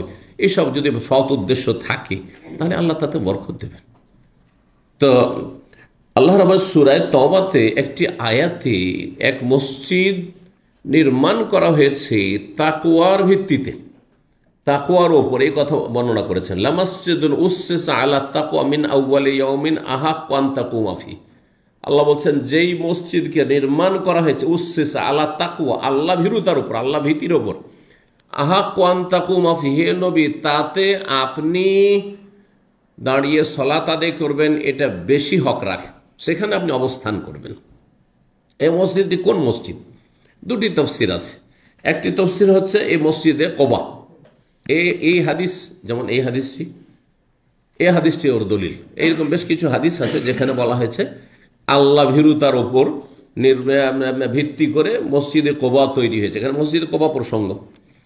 কিন্তু অধিকাংশ তাফসির কারগণ বলেছেন যে সেই মসজিদ হচ্ছে মসজিদে কোবার চাইতে বেশি ফজিলতের মসজিদ, সেটি হচ্ছে মসজিদে নবী রাসূলুল্লাহ মসজিদ। জি, মসজিদ উসসিস আলা তাকওয়া মানে মসজিদে নবী সাল্লাল্লাহু আলাইহি ওয়াসাল্লাম। কিন্তু একটি আরেকটির সাথে সাংঘর্ষিক না, কারণ নবী সাল্লাল্লাহু আলাইহি ওয়াসাল্লাম মসজিদে কোবাও তৈরি করেছেন, আর নবী সাল্লাল্লাহু আলাইহি ওয়াসাল্লাম স্বয়ং নিজ হাতে মসজিদে নবী তৈরি করেছেন। কিন্তু মসজিদ নবীর ফজিলত মসজিদে কোবার চাইতে বেশি, মসজিদে কোবার চাইতে বেশি। কিন্তু দুটোই তাকওয়ার ভিত্তিতে স্থাপিত হয়েছে, আল্লাহ ভীরুতা নিয়ে অন্তরে তাকওয়া এবং ইখলাস সাথে দুটোরই ভিত্তি স্থাপন করা হয়েছে। সুতরাং কোনো বিরোধ নেই। বলছেন যে রাসূলুল্লাহ সাল্লাল্লাহু আলাইহি ওয়াসাল্লাম সেখানে একটি মসজিদ নির্মাণ করলেন, আর সেই মসজিদটি আল্লাহ ভীরুতার ওপর ভিত্তি স্থাপিত করা হয়েছে। ওয়াসাল্লা ফিহা রাসূলুল্লাহ সাল্লাল্লাহু আলাইহি ওয়াসাল্লাম কয়েকদিন সেখানে সালাত আদায় করলেন। সুম্মা রাকিবা রাহিলাতাহু, তারপরে তার বাহনে চাপলেন। ফাসার ইয়ামশি মাহুন নাস, তারপরে তার ডানে বামে লোকেরাও চলতে শুরু করলো। হাত্তা বারাকাত ইনদা মসজিদের রাসূল সাল্লাল্লাহু বিল মদিনাতি, উটনীটি গিয়ে নবী সাল্লাল্লাহু আলাইহি ওয়াসাল্লামের যে উটনীটি ছিল বা উষ্ট্রি বাহন ছিল, সেটিকে রাসূলুল্লাহ সাল্লাল্লাহু আলাইহি ওয়াসাল্লামের মদিনা যে মসজিদ নবী সেখানে গিয়ে বসে গেল। ওয়াহুয়া ইউসাল্লি ফি ইয়াউমিল জামআ, সেই জায়গাটি এমন একটি জায়গা যেখানে কিছু মুসলিমরা আগে থেকে এমনি সালাত, খোলা জায়গাতে এমনি তারা একসাথে সালাত আদায় করত। জায়গাটি কি ছিল? বলছে ওয়াকানা মিরবাদান লিতামর লিসুহাইল ওয়া সাহাল গোলামেন ইয়াতিমান ফি হাজরে আসাদ বিন জুরারা। এই জায়গাটি খেজুর মারার জায়গা ছিল, খেজুর কেটে মেরে নিয়ে আসার বা খেজুর শুকানোর জায়গা ছিল। মিরবাদ বলা হয় যে কালকে যে আপনার খোলা বললেন না, খোলা বা খোলান বলা হয়। তো মিরবাদ খেজুর কেটে মেরে নিয়ে আসার জায়গা বা খেজুর শুকানোর জায়গা ছিল। সোহাইল এবং সাহাল নামক দুইজন ইয়াতিম বালকের, তার এই দুইজনের বাবা মারা গিয়েছিল, দুইজনই ছিল নাবালক ইয়াতিম। আর এই ইয়াতিমদের লালন পালন করছিলেন আসাদ বিন জোরারা সাহাবী রাদিয়াল্লাহু তাআলা। আসাদ বিন জোরারার দেখাশোনাতে ছিলেন। ফি হাজরে আসাদ বিন জোরারা, তারা লালিত পালিত হচ্ছিলেন আসাদ বিন জোরারা সাহাবীর কোলে। হাজর মানে কোল, হাজার মানে কোলও হয়, আর হাজার মানে দোলনাও হয়, দুটো অর্থ হয়। জি, যখন একেবারে ছোট ইয়াতিমকে 1 বছর 2 বছর 6 মাসের ইয়াতিমকে লালন পালন করবেন, তা আসল হচ্ছে তাকে কোলে নিয়ে ঘোরাফেরা করবেন, হ্যাঁ তাই না? এই জন্য এই ভাষাটি আরবিতে প্রয়োগ করা হয়েছে। জি, জরুরি নয় যে সে ইয়াতিমকে কোলেই নিতে হবে, যদি কোলের বয়সের নেই, ধরুন 8 বছর 10 বছরের ইয়াতিম হয়ে গেছে, এখনও তো ইয়াতিম আছে, নাবালকই তো আছে, তখন নাবালক তো তখন ইয়াতিম, সাবালক হলে আর ইয়াতিম থাকে না। তো বলছেন রাসূলুল্লাহ সাল্লাল্লাহু আলাইহি ওয়াসাল্লাম বলেন হিনা বারাকাত বিহি রাহিলাতুহু, সেখানে গিয়ে যখন তার উষ্ট্রিটি বসে গেল, হাযা ইনশাআল্লাহ আল মানজিল, এই জায়গাটি হচ্ছে আমাদের অবস্থান, এইখানে আমরা অবস্থান করব। আর সেখানে আবু আইয়ুব আনসারীর বাড়ি ছিল, অন্য রিওয়ায়াতে মনে হচ্ছে আবু আইয়ুব আনসারীর রাদিয়াল্লাহু তাআলা আনহুর বাড়ি সেখানেই ছিল। সুম্মা দা রাসূলুল্লাহ সাল্লাল্লাহু আলাইহি গোলামাইনে, তারপর রাসূলুল্লাহ সাল্লাল্লাহু আলাইহি ওয়াসাল্লাম 2 বালককে ডাকলেন। ফাসাওয়া মাহুম বিল মিরবাদে, তাদের সাথে দরদাম করলেন এই উঠানটির অথবা এই খেজুর শুকাবার জায়গাটি, লিয়াত্তাখিদাহু মসজিদান, মসজিদ নির্মাণ করার জন্য। যে আমার মসজিদ নির্মাণ করব, কত দাম নেবে, কত মূল্য নেবে বলো, আমরা সেটাকে তোমাদের কাছ থেকে ক্রয় করবো। ফাকাল আল্লাহ, এই 2 বালক বলল না না, আমরা পয়সা বল নাহাবহু লাকা ইয়া রাসূলুল্লাহ, বড় এটি আপনাকে আমরা দান করে দিচ্ছি, দিয়ে দিচ্ছি হে আল্লাহ রাসূল সাল্লাল্লাহু আলাইহি ওয়াসাল্লাম। ফাবা রাসূলুল্লাহ ইয়াকবালাহু মিনহুমা, কিন্তু রাসূলুল্লাহ সেটা বিনা পয়সায় গ্রহণ করতে, দান হিসাবে গ্রহণ করতে অস্বীকার করলেন। ফাবা রাসূল ইয়াকবালাহু মিনহুমা হেবাতান, মানে দান হিসাবে গ্রহণ করতে তিনি অস্বীকার করলেন, না আমি নেব না। তো কেন? এতে ইখলাস আছে, মসজিদ করব কেন? হ্যাঁ, পরের দ্বারস্থ হয়ে। আজকাল যারা মসজিদ মাদ্রাসা করে তাদের অধিকাংশই কিন্তু এর বিপরীত। সবার কাছ থেকে চান্দা কালেকশন করে, নিজে কিছু দেওয়া দেয় না। ইল্লা মাশাআল্লাহ, খুব কমই পাবেন আপনি। ভালো করে ভিতরে গিয়ে যদি খোঁজ নিয়ে দেখেন তো এইরকম অবস্থা। হ্যাঁ, সবার কাছ থেকে কালেকশন করছে, নিজে তুমি কত দাও খবর নেই, শুধু আদায় করে চালাচ্ছে। যদি আমানত ঠিক থাকে তবু এরকম অবস্থা না। আরে ওরাকে জাহান্নাম থেকে বাস ইত্তাকুন্নার ওয়ালা বিশিক্কি তামরা, আপনাকে করতে হবে না। এই হাদিসটা শুধু অন্য লোকের জন্য, আর যিনি চাঁদা আদায়কারী কালেকশন করছেন তার জন্য নয়। আমার কথাটা বুঝছেন না? বুঝছেন না? ইত্তাকুন্নার ওয়ালা বিশিক্কি তামরা, তোমরা জাহান্নাম থেকে বাঁচো যদিও খেজুরের একটা ক্ষুদ্র অংশ দিয়ে হোক না কেন। এই হাদিস শুধু আপনাদের জন্য, আমার জন্য নয়। কথাটা বুঝেন? আপনার জাহান্নাম থেকে বাঁচাটা বেশি গুরুত্বপূর্ণ না আমারটা আমার জন্য বেশি গুরুত্বপূর্ণ? বলুন। তাহলে মাদ্রাসার যিনি দায়িত্বশীল হবেন, হ্যাঁ, সেক্রেটারি হবেন, সভাপতি হবেন, আর যিনি পরিচালক, মহাপরিচালক হবেন, তার জাহান্নামে থেকে রক্ষা পাওয়াটা তার কাছে বেশি গুরুত্বপূর্ণ নয়? হ্যাঁ, দেশবাসীর, এলাকাবাসীর? না, মোটেই না। আল্লাহ জানছেন অন্তরের কথা। জি, আপনার অভাব থেকে সেটা ভিন্ন বিষয়, কিন্তু না, আপনারও তো অভাব নেই। হ্যাঁ, আপনার যদি অভাব থাকে তো তাদেরও ওই রকম অভাব আছে যাদের কাছ থেকে আপনি কালেকশন নিচ্ছেন, আপনি চাঁদা নিচ্ছেন। তার বিষয়টা চিন্তা করতে, বহুবার চিন্তা করতে আপনাকে, যে রবের কাছে গিয়ে আপনাকে যেন লাঞ্ছিত না হইতে হয়, লজ্জিত না হইতে হয়, যে তোমার চাইতে অভাবী ছিল গ্রামবাসী, এলাকাবাসী, তাদের কাছ থেকে চাঁদা বেঁধেছ, এত টাকা করে তোমাদের চাঁদা, এত টাকা করে যা, তোমার চাঁদা কোথায়? তখন কি হবে? সোজা মনে করলে হবে না বিষয়টিকে। আল্লাহ বুঝার তৌফিক দান করেন। তো রাসূলুল্লাহ সাল্লাল্লাহু আলাইহি ওয়াসাল্লাম ফ্রিতে নিতে চান। তার আর একটি কথা, মানুষের ভুল বুঝাবুঝি হইতে পারে, তারপরে মানুষ দুর্বল জায়গায় আক্রমণ করে। যদি ফ্রি নিয়ে নেন, মদিনায় মোনাফেক তৈরি হতে যাচ্ছে। মদিনায় এখন তো এসেছে রাসূলুল্লাহ, এখন মোনাফেক নেই, কিন্তু মদিনায় মোনাফেক তৈরি হয়, বড় বড় মোনাফেক।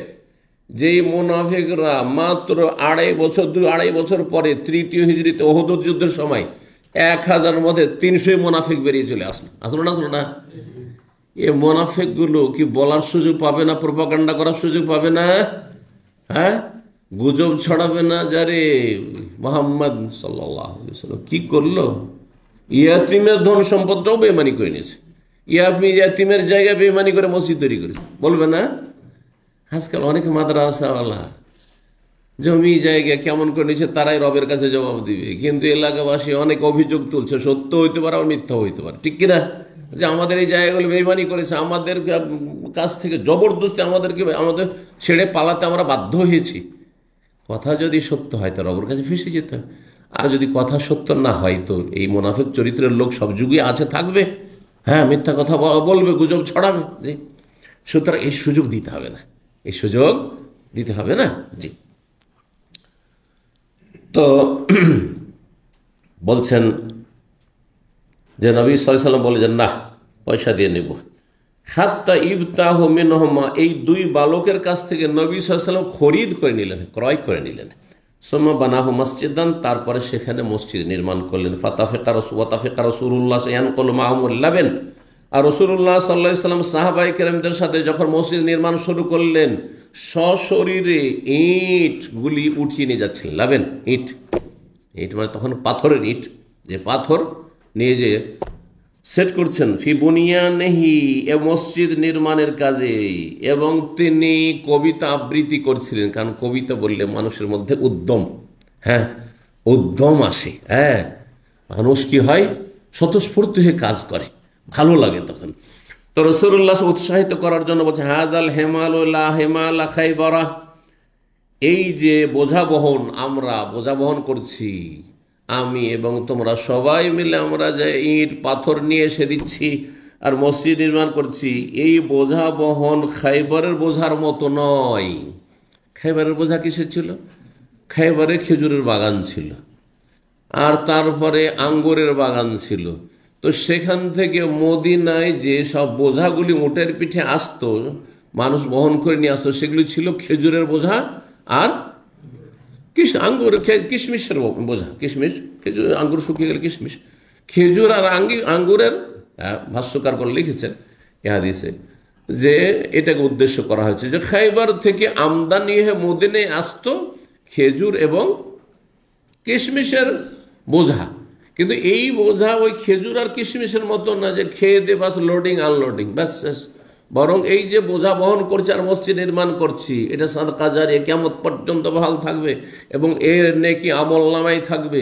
এই নেকি আমাদেরকে জান্নাতে নিয়ে যায়। মান বানা লিল্লাহি মাসজিদান বানাল্লাহু লাহু বাইতান ফিল জান্নাহ, যে ব্যক্তি আল্লাহ সন্তুষ্ট মসজিদ নির্মাণ করবে, আল্লাহ তার জন্য অনুরূপ জান্নাতে অট্টালিকা, প্যালেস নির্মাণ করবে, রাজপ্রাসাদ নির্মাণ করবেন। জি,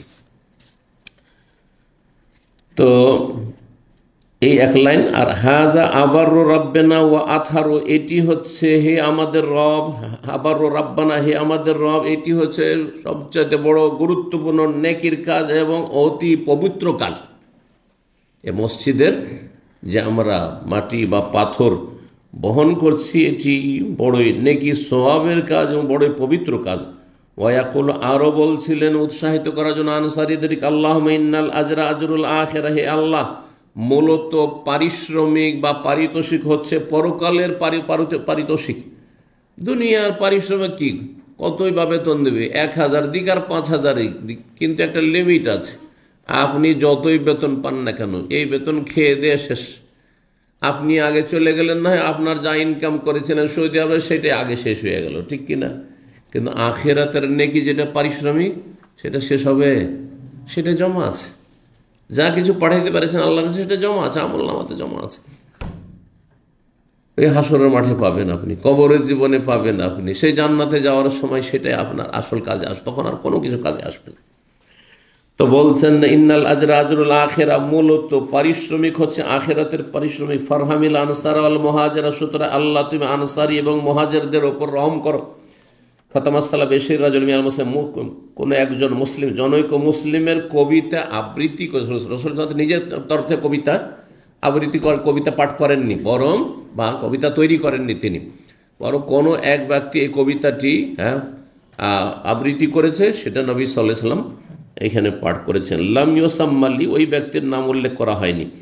ইমাম ইবনে শাহাব যুহরি আলম ইয়াকুল ফিল আহাদিস আন্না রাসূল তামাসসালা বিবাইতি শিরিন তামিন গায়রা হাযিল আবিয়াত, বলছেন আমাদের কাছে কোনো হাদিসে এমন কোন হাদিস পৌঁছেনি যে রাসূলুল্লাহ সাল্লাল্লাহু আলাইহি ওয়াসাল্লাম কোনো পূর্ণ একটি কবিতার লাইন পাঠ করেছেন বা আবৃত্তি করেছেন এই কবিতা আবৃত্তি ছাড়া, এই জায়গা ছাড়া। খন্দকের সময়ও বলেছেন একটি হাদিস রয়েছে, কিন্তু এই ধরনের কবিতাগুলি সেখানেও ছিল। জি, আল্লাহুম্মা লা খায়রা ইল্লা খায়রুল আখিরা ফানসুরিল আনসার ওয়াল মুহাজিরা ওয়া ফাগফিরিল আনসার ওয়াল মুহাজিরা, এর আগে হাদিসগুলো গিয়েছে। 3907 নম্বর হাদিস বর্ণনা করছেন হেশাম, তার পিতা থেকে হেশাম বিন উরওয়া থেকে, আর ফাতেমা, হেশাম এবং ফাতেমা দুইজন বর্ণনা করছেন আসমা রাদিয়াল্লাহু তাআলা আনহা থেকে। আসমা কে? আবু বকর সিদ্দিক রাদিয়াল্লাহু তাআলা আনহর বড় মেয়ে। আমি নবী সাল্লাল্লাহু আলাইহি ওয়াসাল্লামের জন্য একটি খাদ্য সামগ্রী প্রস্তুত করেছিলাম। এই হিজরতের সফরের জন্য খাবার তৈরি করেছিলাম, বড় মেয়ে, বাবার জন্য, রসুলের জন্য খাবার তৈরি করেছে। খাবারটি কি ছিল? কোন কোন রিওয়ায়াতে এসেছে, সিরাতে, সেটি ছিল একটি ভুনা ছাগল, গোটা একটি ছাগল ছিল আবু বকরের জন্য, নবীর জন্য এবং আবু বকরের জন্য। হিনা আরাদ আল মাদিনা, যখন তারা মদিনা হিজরতের উদ্দেশ্য করেছিলেন, ফাকুলতুলি আবি, আমি আমার আব্বাকে বললাম, মা আজেদু শাইআন আরবেতু ইল্লা নেতাকি, আমি যে সেই থলেটি যাতে আপনাদের খাদ্য সামগ্রী ভরে দিলাম, সেটার মুখ বাঁধার জন্য কোনো কিছু পাচ্ছি না, কোনো রশি টসি কিছুই নেই, তেনাও নেই। ইল্লা নেতাকি, শুধু আমার কোমর বন্ধটা আছে, কোমর যে বেঁধে রাখি সেই পটিটা আছে। তালফা শুক্কিহে, আবু বকর বললেন যে সেটাকে দুই ভাগে ফেড়ে দাও, দুই ভাগ করে দাও, অর্ধেকটা রাখো ফেড়ে তোমার কোমর বাঁধো, আর অর্ধেকটা দিয়ে এই থলের মুখটা বেঁধে। ফালতু তাই করলাম। ফাসম্মিতু জাতান নেতাকে, সেই দিন থেকে আমাকে দুই কোমরবন্ধ ওয়ালি রমণী বলা হয়। জাতুন নেতাকাইন, দুই কোমরবন্ধ বিশিষ্ট রমণী। কালা ইবনে আব্বাস, ইবনে আব্বাস বলছেন আসমা হচ্ছে জাতুন নেতাক বা জাতুন নেতাকাইন। 3908 নম্বর হাদিস। হাদিস মনে করছেন বারা বিন আযব বলেছেন লাম্মা আকবালান নবী আল মদিনা, যখন নবী সাল্লাল্লাহু আলাইহি ওয়াসাল্লাম মদিনা আসছিলেন, তাবিয়াহু সুরাকা বিন মালিক বিন জৌশম, তার পিছে ধাওয়া করেছিল সুরাকা বিন মালিক বিন জৌশম। ফাদা আলাইহি নবী, নবী সাল্লাল্লাহু আলাইহি ওয়াসাল্লাম তখন বদদুয়া করেছিলেন যে আল্লাহ একে তুমি প্রতিহত করো, আল্লাহ একে তুমি প্রতিহত করো, ব্যর্থ করো। ফাসাখাত বিহি ফারাসু, তখন তার ঘোড়া তাকে নিয়ে মাটিতে গেড়ে গিয়েছিল, মানে তার ঘোড়ার পা গেড়ে গিয়েছিল, যেমন হাদিসে পেলেন।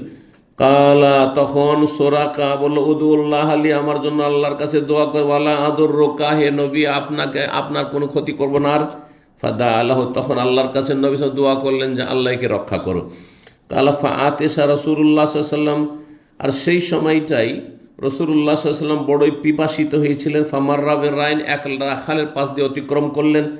কালা আবু বকর বলছেন ফা আখাযতু কাদাহান, তখন আমি একটি পাত্র নিলাম, পেয়ালা, কাদাহ বলা পেয়ালা নিলাম।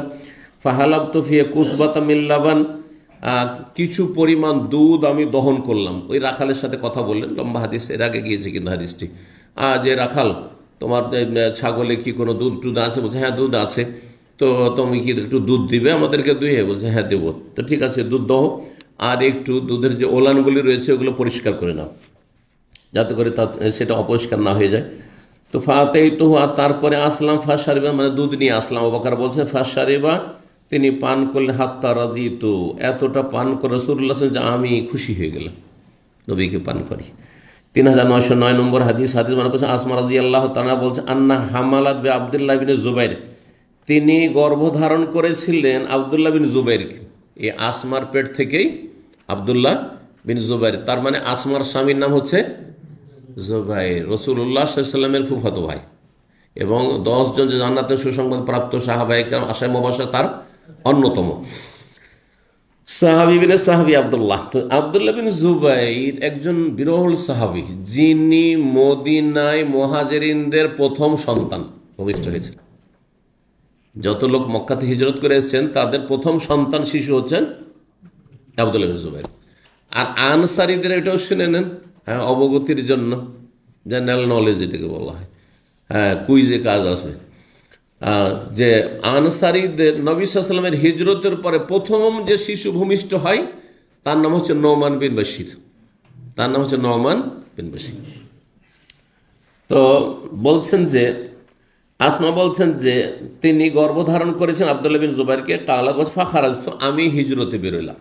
হিজরতে যখন বেরোলেন, ও আনা মুতিম্মুন, তখন আমার গর্ভের সময় পূর্ণ হয়ে গেছিল, মানে 9-10 মাস হয়ে গেছে, বাচ্চা ভূমিষ্ঠ হব অবস্থা ছিল, এরকম অবস্থায়। ফাতেতুল মদিনা, মদিনা আসলাম। ফানাজালতু বিকুবা, এসে কোবায় অবতরণ, মদিনা এসেছেন মাত্র, কোবায়, এই যে নবী সাল্লাল্লাহু আলাইহি ওয়াসাল্লাম যেখানে 14-15 দিন থেমেছেন ওইখানে। ফাওয়ালাদতু বিকুবা, সেখানেই কোবাতেই তাকে আমি কি করলাম, প্রসব করলাম, সে বাচ্চা ভূমিষ্ঠ হইল এই কোবাতেই, আব্দুল্লাহ বিন জুবাইর। সুম্মা আতাইতু বিহি নবী, তারপরে তাকে নিয়ে আসলাম নবী সাল্লাল্লাহু আলাইহি ওয়াসাল্লামের খেদমতে। ফাওয়াদাতু ফি হাজরিহি, নিয়ে এসে নবী সাল্লাল্লাহু আলাইহি ওয়াসাল্লামের কোলে রেখে দিলাম। তাহলে এটি হচ্ছে নবী সাল্লাল্লাহু আলাইহি ওয়াসাল্লাম থেকে বরকত নেওয়া, যে সাহাবায়ে কেরাম তাদের বাচ্চাদেরকে নিয়ে এসে নবী সাল্লাল্লাহু আলাইহি ওয়াসাল্লাম কি করতেন, কোলে দিয়ে দিতেন। এটা উচিত। কোনো ব্যক্তি যদি থাকে, বিশেষ করে বড় ব্যক্তি, আপনার বাবা দাদা অথবা মা খালা কেউ আছে, অথবা যে কোনো ব্যক্তি মেহমান এসেছে, নিয়ে গিয়ে যদি তিনি নিতে আগ্রহী হন কোলে দিয়ে দিবেন। ওতে হয় কি, বদনজর লাগার আশঙ্কা কম থাকে, বদনজর লাগার আশঙ্কা কম থাকে, দিয়ে দেন।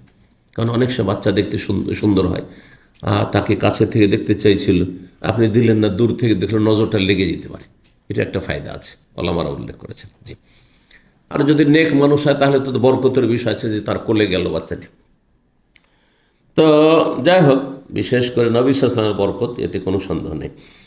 তারপরে নবী সাল্লাল্লাহু আলাইহি ওয়াসাল্লাম নিয়ে আসলাম আর তার কোলে রেখে দিলাম। সুম্মা দাআ বিতামরিন, খেজুর নিয়ে ডাকলেন। ফামাদাগা, খেজুরটিকে চিবালেন নবী সাল্লাল্লাহু আলাইহি ওয়াসাল্লাম। সুম্মা তাফালা ফি ফিহি, তারপরে আব্দুল্লাহ আমার ছেলের মুখের ভিতরে সেই থুথু দিয়ে দিলেন।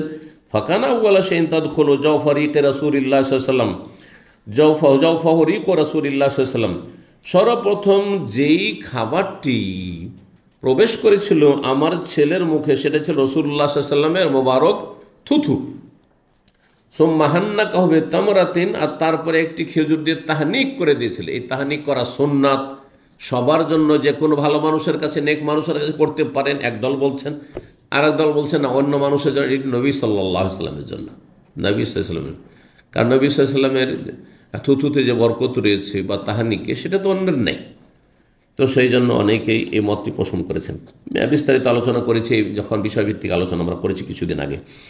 সুম্মা দা আল্লাহ, তাহনিক করা হচ্ছে যে একটা খেজুরকে চিবিয়ে নরম করে দেওয়ার পরে শিশু যে সদ্য ভূমিষ্ঠ হয়েছে, অন্য কিছু খাওয়ার আগে কিন্তু দুধ টুধ না, মায়ের দুধ আগে দিয়ে দিলেন, 2 দিন 3 দিন পর নিয়ে আসলে, তাই এটা তাহনিক নয়। যারা বলছে তাহনিক অন্য কোনো ভালো মানুষ দিয়েও করতে পারেন, তারা বলছেন না, দুধ পান করাবেন না, বাচ্চা ভূমিষ্ঠ হওয়ার পরে পরিষ্কার পরিচ্ছন্ন করে নিয়েই তারপরে একটা খেজুর কোনো ভালো মানুষ, অথবা মাই হোক, নানি হোক, দাদা হোক, কেউ হোক, যারা পরিবার আছে, চিবিয়ে নিয়ে আর তারপরে বাচ্চার তালুর ওপর দিকে লাগিয়ে দেবে, একটু তালুতে লাগিয়ে দিবে, আর ধীরে ধীরে ধীরে ধীরে নরম করে দেওয়া হচ্ছে, এটা চুষতে থাকবে যেন প্রথম খেজুরের মিষ্টিটা যায়।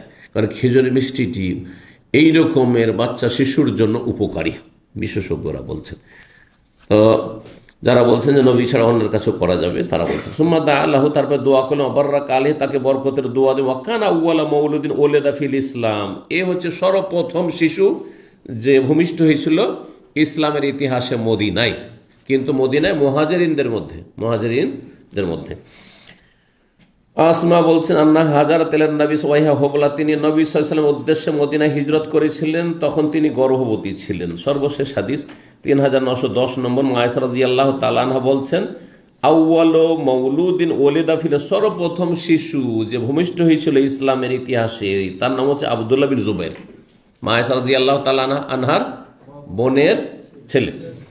আতাও বিহিন নবী, তাকে নিয়ে নবী সাল্লাল্লাহু আলাইহি ওয়াসাল্লামের কাছে আসলো পরিবারের লোকেরা। ফাখাজান নবী সাল্লাল্লাহু আলাইহি ওয়াসাল্লাম তাকে নিলেন, ফাখাজান নবী সাল্লাল্লাহু আলাইহি ওয়াসাল্লাম তামরাতান, একটি খেজুর নিয়ে, ফালাকাহ, সেটিকে চিবিয়ে নিলেন, সুম্মা আদখালাহা ফি ফিহি, তারপরে সেটিকে তার মুখের ভিতরে ঢুকিয়ে দিলেন। ফাআউয়ালু মা দাখালা বাতনাহু রিকুন নবী সাল্লাল্লাহু আলাইহি ওয়াসাল্লাম, সর্বপ্রথম এই আব্দুল্লাহ বিন জুবাইরের মুখে যেই খাবারটি প্রবেশ করেছে সেটি ছিল রাসূলুল্লাহ সাল্লাল্লাহু আলাইহি ওয়াসাল্লামের থুথু মোবারক। এখানেই আজকের আলোচনা শেষ করছি। জাযাকুমুল্লাহু খাইরান ওয়া সাল্লাল্লাহু ওয়া সাল্লামা আলা নবিয়িনা মুহাম্মদ ওয়া আলা আলিহি ওয়া সাহবিহি আজমাইন।